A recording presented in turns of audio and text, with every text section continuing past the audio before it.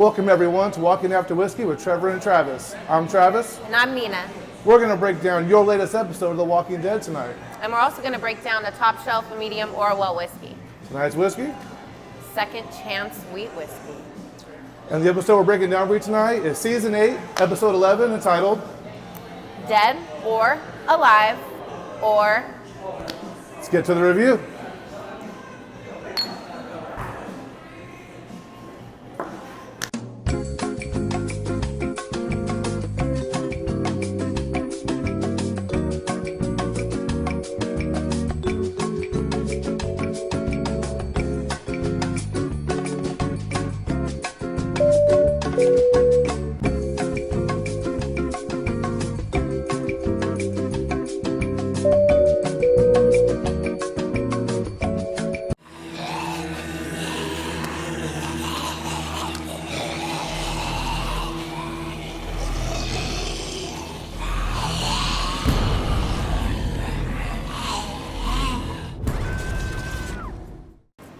So what we start off this episode is with Gabriel and the doctor, correct? Mm-hmm. And what we see is Gabriel can barely see, he's very infected. The doctor from the Saviors is now trying to make his way back to Hilltop with Gabriel. Yeah, he went partially blind from an infection from blood. Was it from a walker? I don't think they ever said, but remember the whole interaction with Negan and him fighting their way into the Saviors compound? That's right. They never really said what kind of happened, but he was very sick from something. Yeah, which I think leads into later on, but...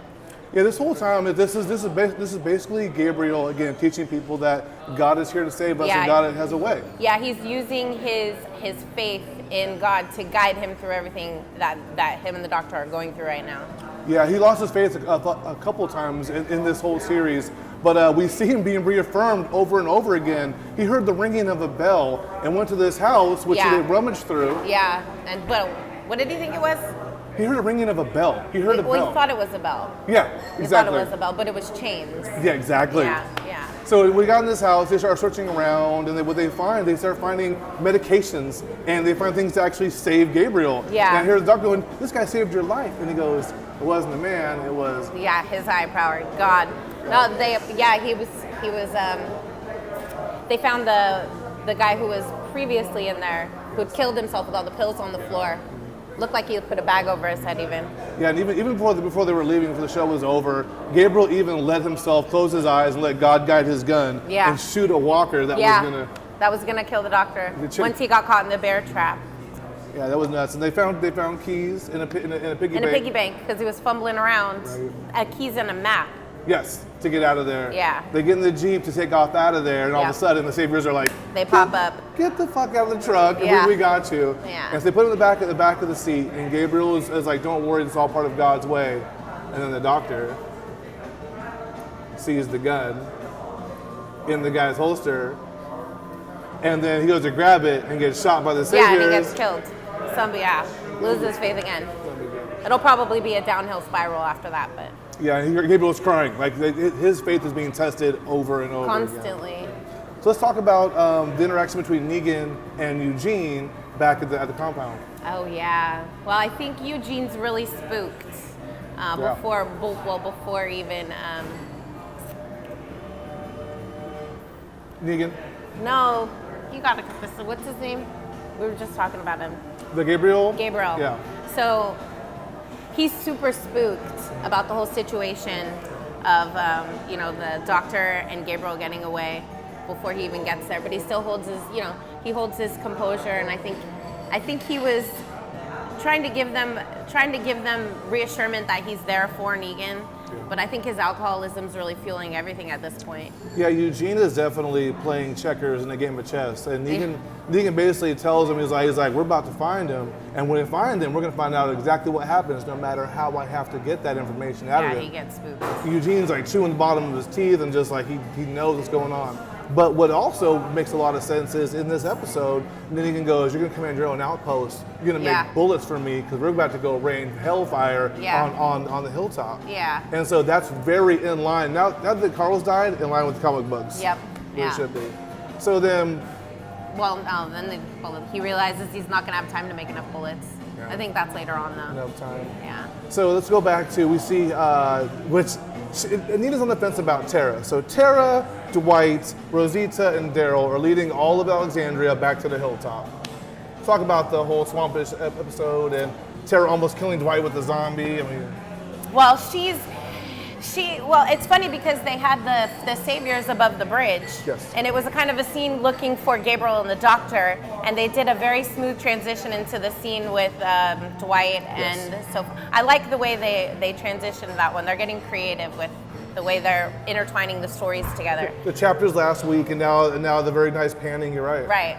So they're leading the pack of, their group of people into the woods to get back to the hilltop. I think everybody's kind of migrating back to the hilltop at this point, kind of to close all the loops. Yes. And but Tara, I don't remember. I don't know if anybody that probably watched it knew that I really wasn't a fan of Tara for a while, and then I kind of warmed up to her. But now I'm back because I can't get warmness out of her. I feel like she's always trying to be the boss of somebody or trying to poke people around, and I don't like her whole personality. And the fact that she's questioning Dwight's motives when Dwight, I don't know, she doesn't know what happened with Dwight and Negan, obviously, but right. That'll probably be revealed later. But he's done everything to help them get to where they are now, and she's still questioning him. So I'm partial to her at the moment. Boss Beesies hate Boss Beesies. That's true.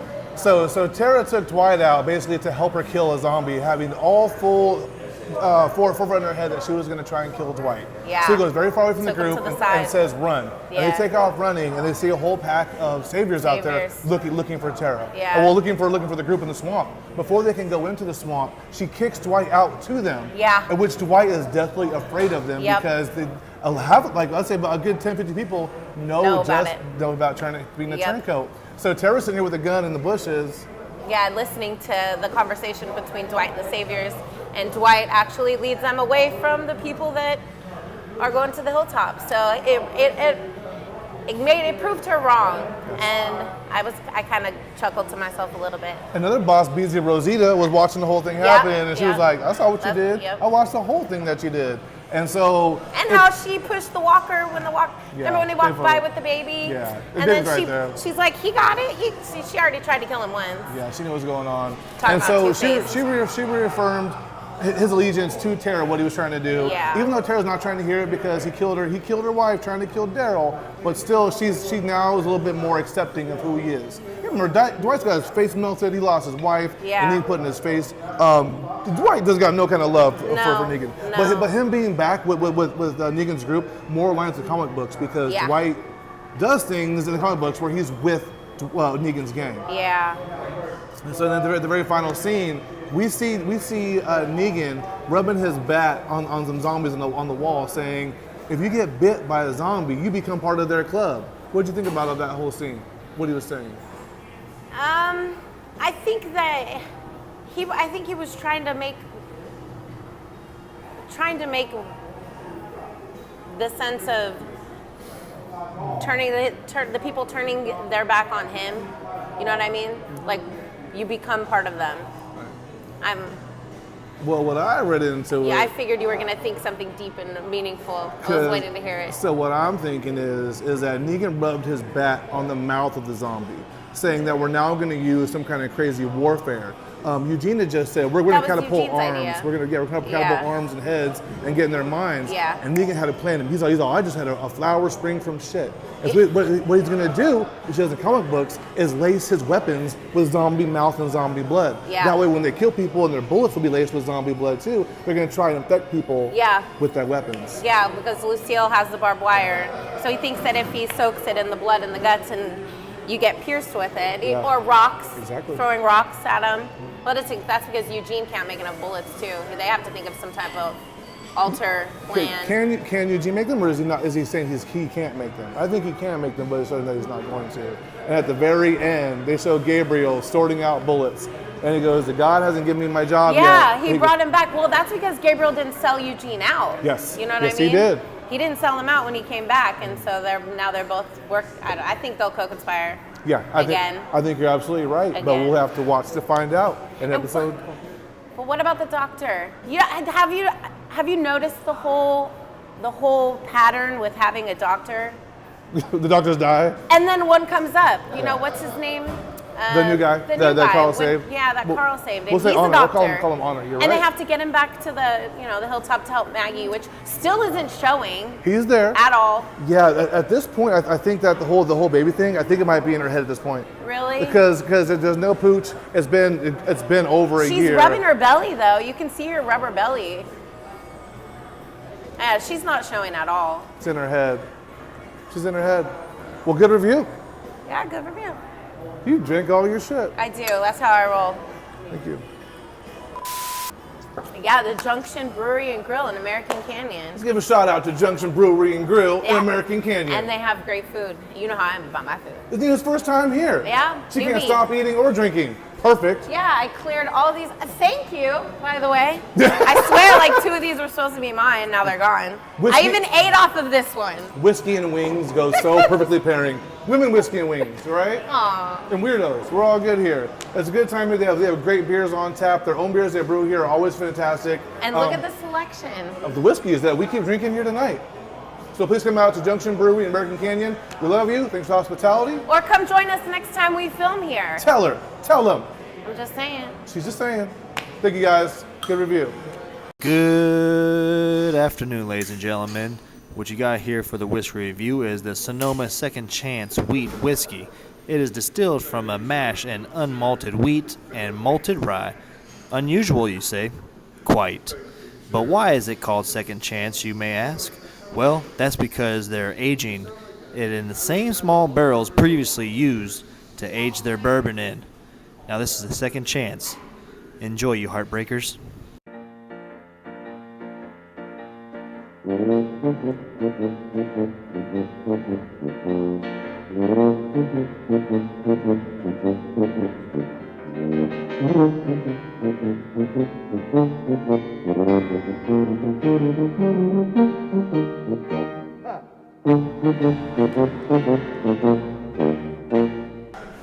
Welcome to the Walking After Whiskey, ladies and gentlemen. What we have here tonight, well, for one, it's the fucking whiskey review. It's the whiskey review. It's the whiskey review.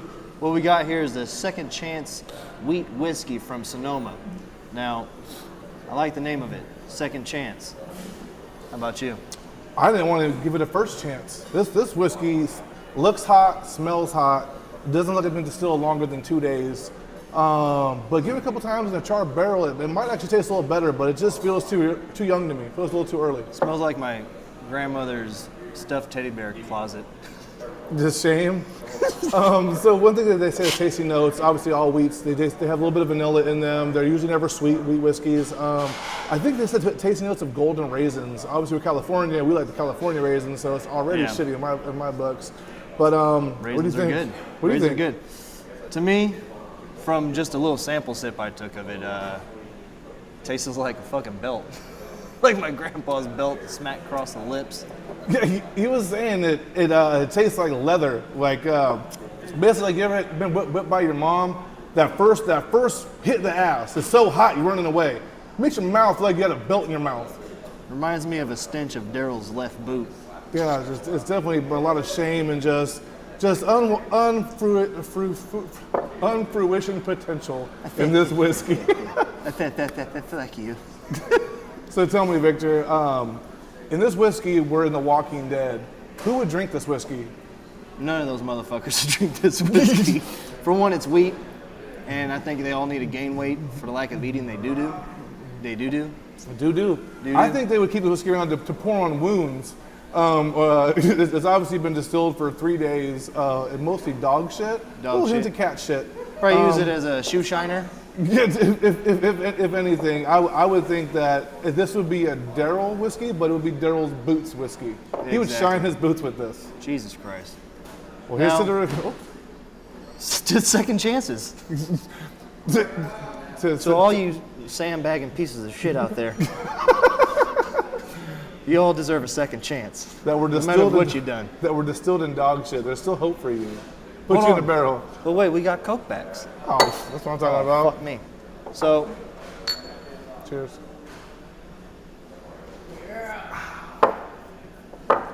Fuck it. Good review. Fuck this.